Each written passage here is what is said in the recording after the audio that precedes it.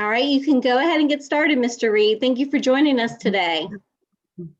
Okay, my name is John Reid. I am the admission counselor for the National Technical Institute for the Deaf, NTID. It is one of 9 colleges of Rochester Institute of Technology, RIT. It is a private university, while NTID is a federal funded program. NTID is known as the Technical College for the Deaf and Hard of Hearing, which happens to be on the same campus as RIT. We have about 19,000 students, both hearing and deaf and hard of hearing. 1,100 of those students are deaf and hard of hearing. Those students are from all over the United States and some from other countries.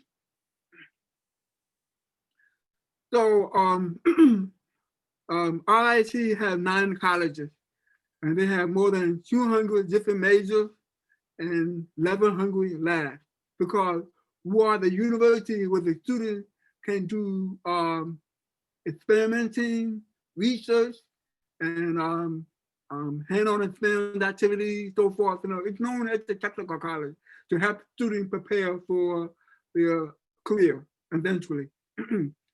So I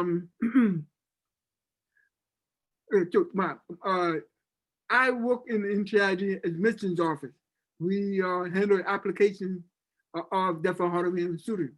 RIT have their admissions office, and they handle applications for students with normal hearing. So to have 2 admissions office, and at NTID, we focus on students with hearing loss, whether they want to go into the program under the College of NTID or other colleges of RIT. So those are the 9 colleges of RIT, and most of them offer a bachelor degree in different majors, and NTID offer associate degrees for deaf and hard of hearing students. But it doesn't mean that they are limited to NTID. They can go into the other college of RIT if they are qualified. They have to meet the criteria to get into a bachelor degree program. When they are in the other colleges of RIT, those deaf and hard of hearing students will be taking classes with students with normal hearing. They're in the same classes together, and we will provide access services such as sign language interpreter, note taking, and feed print with the captain on the monitor, and note taking, interpreting, feed print. Okay. So that means that all the information that the deaf student get will be similar to the hearing student. But in the College of NTID, the deaf and hard of hearing students will be in the classroom together. There's no hearing student. And the professor who are hearing or deaf, they are required to use communication such as ASL, American Sign Language. If they can speak in sign, they will do that. We have some deaf and hard of hearing students who doesn't know sign language. They were, if they don't understand sign language, even though the professor uses sign language, we can provide an oral interpreter for the student who doesn't know sign language.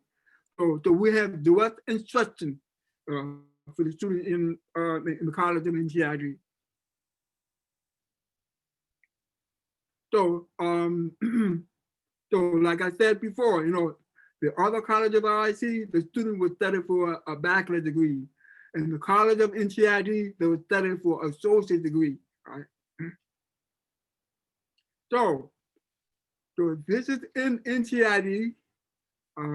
They'll be taking classes together, and the class size is small, average 8 to 15. And if you notice the list of majors, there are associate degree programs. all right? And again, they're studying for associate degree. Right. There are 4 paths for the student to get a college degree. First, it's a career-focused associate degree. They will take classes and learn everything they need to learn to prepare to get a career. Secondly, associate plus bachelor degree. And after they complete an associate degree, they can transfer into the other college of RIT to continue for a bachelor degree. They start in NTID for associate degree. If all look good, then they can transfer into the other college of RIT. For example, if a student studying business in NTID and complete their associate degree study, and then they can transfer into the College of Business for a bachelor degree. That's one example. The third path is called PBAC study program. It's more of a busy program to help different Harvard students prepare for a bachelor degree. For example, if a student wants to get into engineering, they have to complete 4 years of math, including pre-calculus, chemistry, and physics in order to get into engineering program. If the student did not complete the required courses in high school, they can't get into the engineering program. So, I mean, even though they do have a drawing academic background to get into engineering, but they're lacking some courses they need. So they can go into the pre-bac study program. That means that they will be taking some classes, the regular college courses, and taking some courses they need to get into the bachelor degree program. That's what it's for. It's more of a business program to help prepare for a bachelor degree program. Then finally, bachelor degree program. That means that a Jeffrey Hardeman student will be qualified to get in the bachelor degree program in the first year. So how do we decide which path is appropriate for the student? We look at their academic performance. In the past, we have been using the SAT or ACT test score to determine the qualification for a bachelor degree. As you know that those with high test score, they're more likely to go into a bachelor degree. But if it's not as high, then we would say, okay, we recommend you to go into a career-focused associate or associate plus bachelor's or feedback. It depends on the test score. There's a range, like for a bachelor degree, it would be like 1,200 on the ACT or 26 or higher, But if it's below, then we say maybe feedback. If it's still below, then associate plus bachelor. Which is higher work. That's how we decide for students in the program. But this year, we are not using this test score because of COVID-19. The national testing is not available. So what the student can do is submit their transcript, letter of recommendation, and audiogram. I explained about the audiogram. So those are the true information that we have to use to determine the student qualification for the program.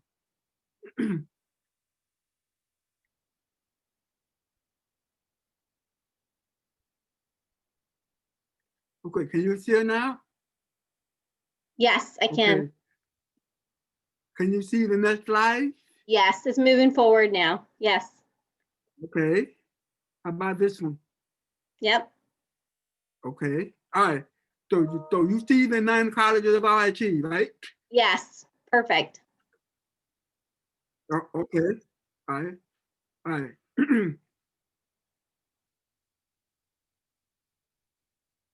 Okay, this is the NTID program. There are the list of major for different Harvard students. And you can see the forward pathway to get a college degree, right? Mhm. Okay, all right. Okay. Well, okay, let me see. Oh, let me talk about the access and support services. This is the accommodations that we provide for our deaf and hard of hearing students. They are used if they are in mainstreaming classes. They're taking classes with the hearing students. Because almost all the professors in the other college of RIT are hearing. They don't know sign language. They just normally talking, they speak in the classroom. So for the deaf student to understand the professor, they use interpreters or C-print. Um, C-print is really a captain on a monitor. We'll hire a captain it, and you go in the classroom and listen to what the professor or the students say, and you use their laptop and you type word by word. And the student will have a separate laptop or iPad just reading what's being said in the classroom. So we call it C-print. We also provide note taking. A deaf student in the classroom, when they watch an interpreter and try to take notes at the same time, it's not working. They're not going to get all the information they need, So we'll hire a student to take notes for our deaf and hard of hearing students.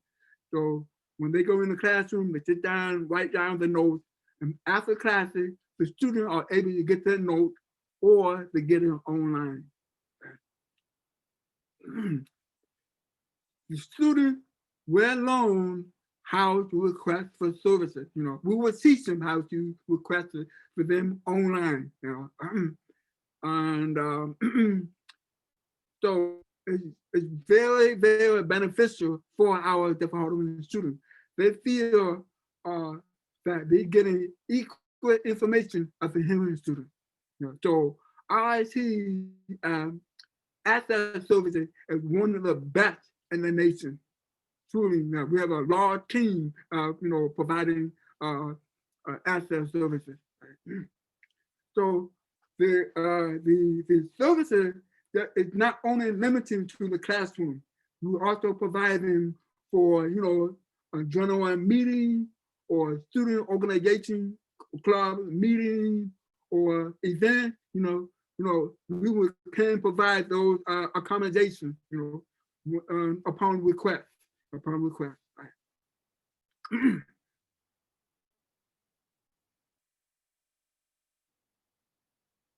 So those are the other services that we provide for our deaf and hard of hearing students.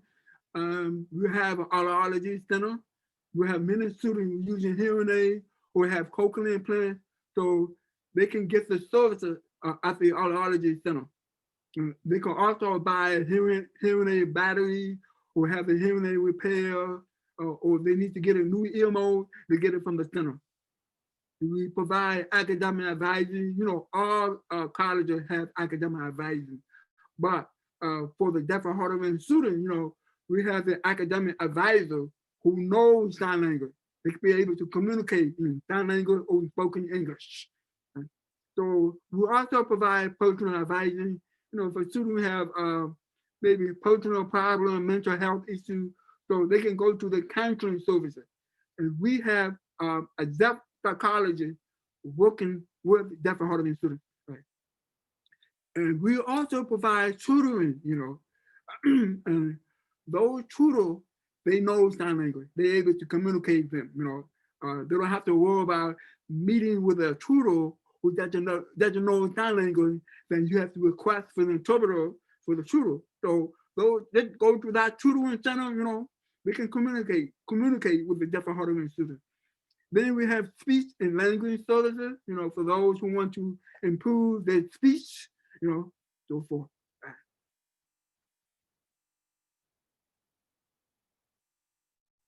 Are you familiar with co-op?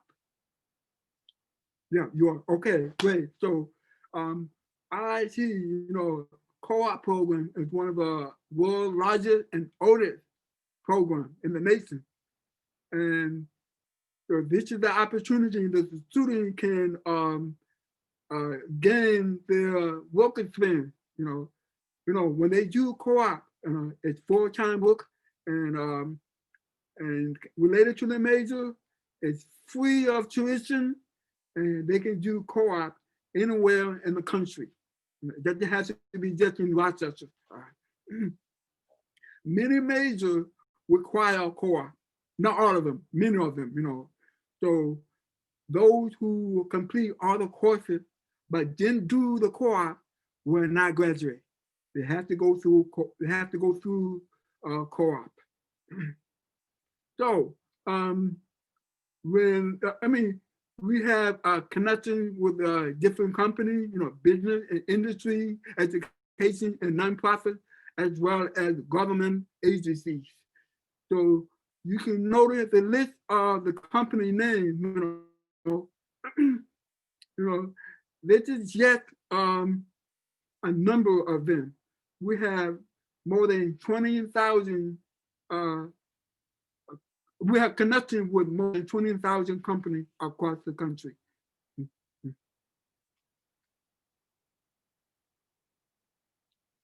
So NTID have a department called Center on Employment, which is a department that contains employment advisors. You know, they work with deaf and hard of hearing students, you know, getting co-op or employment after graduation, you know. So they have connection with the company, you know. If a student needs a co-op, they will contact the company and say, hey, I have a student who needs co-op. You have a position available, you know, and try to, you know, connect the student and the company so they can do a co-op or employment after graduation. So the NCE, they, you know, provide support for the student, you know, helping develop the resume, practicing and interviewing, and set up networking, like that, to help the student prepare for employment. The benefits of co-op. We have said that if a student graduates with a bachelor degree, they find an employment and they will earn 95% more than those who graduate from other colleges. I'm talking about deaf and hard of hearing students only. So if that's if they own a associate degree, they'll earn 95% more. If they own a bachelor degree, then they'll earn 178% more than those who graduate from other colleges. So NCE is a wonderful it's wonderful 4-hour deaf and hard of hearing students, so they can connect the student to the company. Often, you know, the company will lessen to hire a deaf and hard of hearing individual because of communication issues, you know.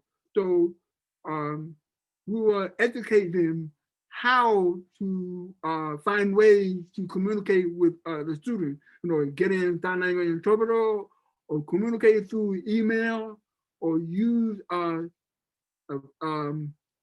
voice to text apps and so forth. So there are many different ways of communicating with the deaf and hard of hearing individuals.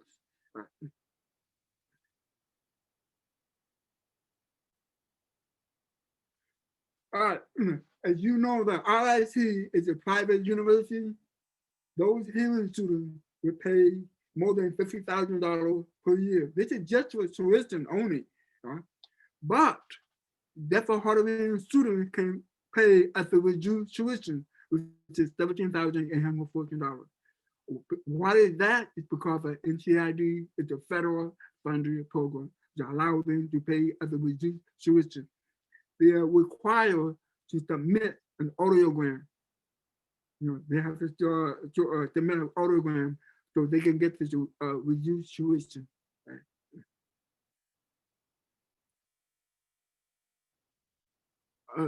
Talk about financial aid.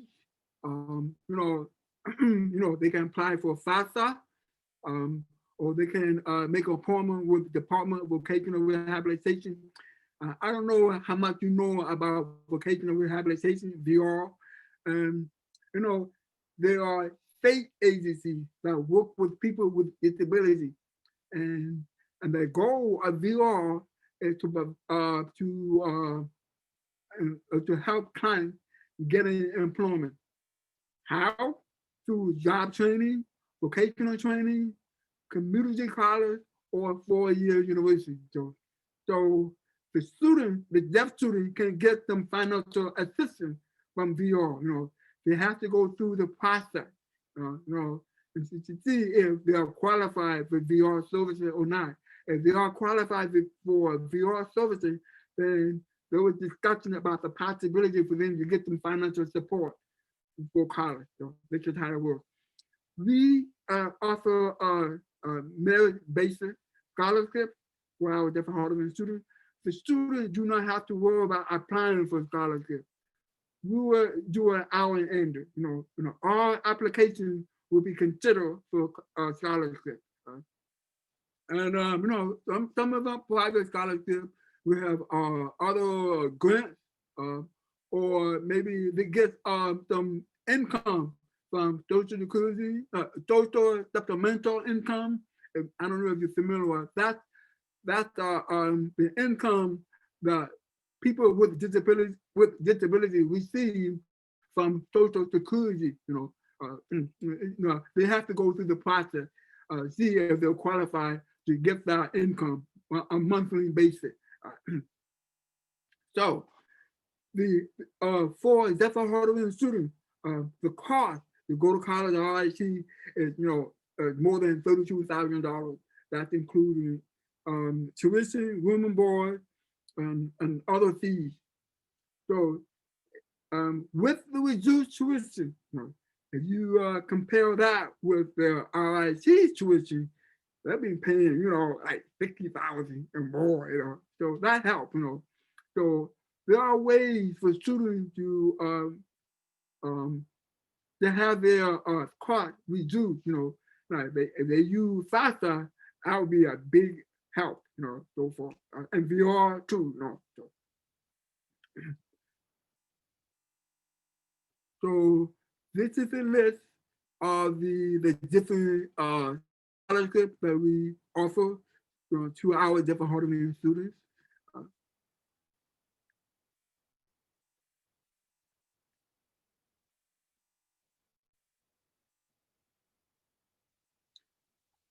This is the application deadline of early decision 1, for early decision 2, and then regular decision. So it shows you the list of deadlines that the student needs to will see, if they apply early. That's what it is. The $500 tuition deposit, that is when the student decided to accept admission to RIT, then they pay the deposit. And then they will have access to the RIT email account, and then they'll be able to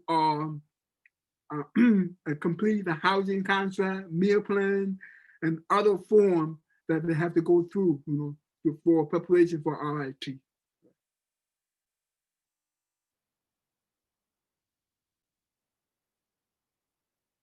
This is what the student needs to do. If they want they're interested to go into RIT, they have to apply online, submit the audiogram, reference. We only require one reference. If a student wants to submit more than reference, they can do it. And transcript. It also mentioned about the ACT or SAT score, but not this year. So we don't know what it'll be like next year. But we just go with the flow. Case by case. This is how it works. Oh, if a student have already taken the test and want to submit the score, they can, but it's not required. Okay.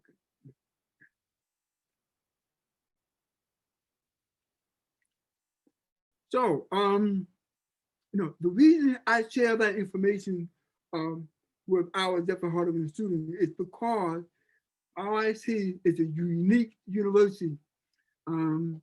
not only that, we have hearing students, but we have over 1,000 deaf and hard of hearing students.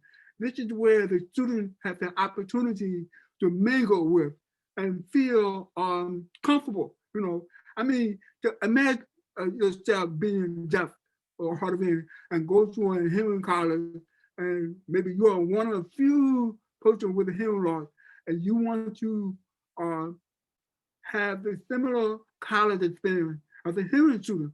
Just trying to get around, but the barrier is communication. You know, the student can't you feel left out. You know, wow, you know, but RIT, you know, the students don't have to worry about it, you know, because there are other students with hearing loss and they can have fun just like anybody else, you know. So it's an opportunity for the students to experience and learn.